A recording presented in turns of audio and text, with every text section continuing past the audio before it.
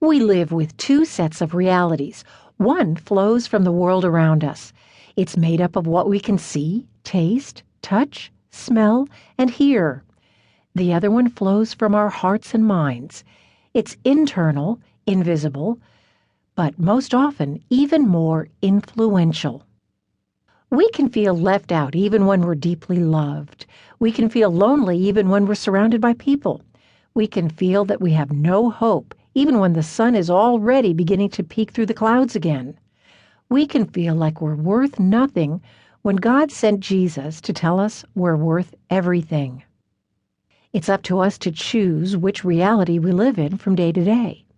We can focus on what's true or simply believe what we perceive. My friend and fellow writer Lisa Jo Baker gives this example of how we can choose to act by faith regardless of how we may feel. Blink. Blink and see it's a mirage. The illusion that there's an inner circle we've been left out of, the lie that we've been left out on purpose.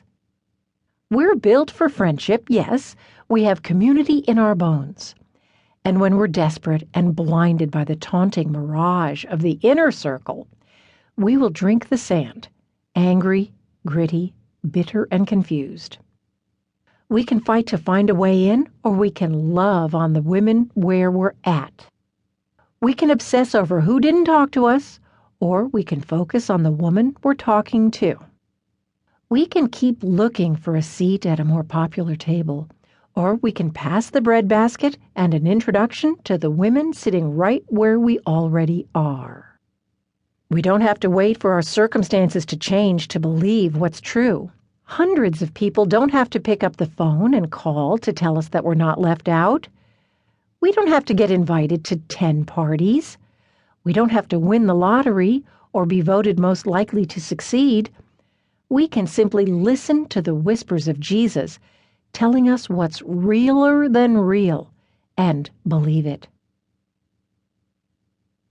Changing your perspective. Jesus said, "Your eye is the lamp of your body.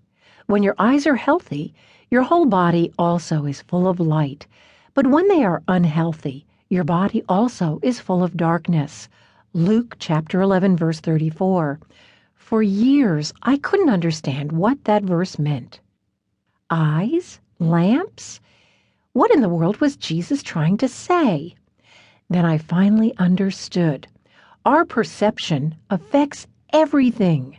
What enables us to truly see the way we're intended? A mind that's filled with light, which means thoughts that line up with truth. It's interesting to note that in Scripture it's often the heart that thinks. For example, as he thinks in his heart, so is he. Proverbs chapter 23, verse 7, New King James Version. So, for our purposes in this chapter, heart and mind will be used interchangeably. What we're really talking about is the core of who you are. What determines your thoughts, feelings, and ultimately actions. We see things not as they are, but as we are ourselves, says H.M. Tomlinson. Yes, there are certain indisputable facts about our existence, our age, the color of our hair, our address, but much of our lives is open to interpretation. I'm not talking about relativity, in which we each get to choose our own version of the truth. What I mean is simply this.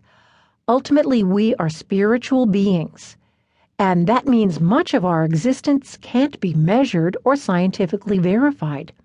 We do most of our true living within the heart. As a counselor and life coach, I've seen this acted out in two ways. In the first, I've watched women go through exceedingly difficult circumstances and come through them with joy, faith, and resilience.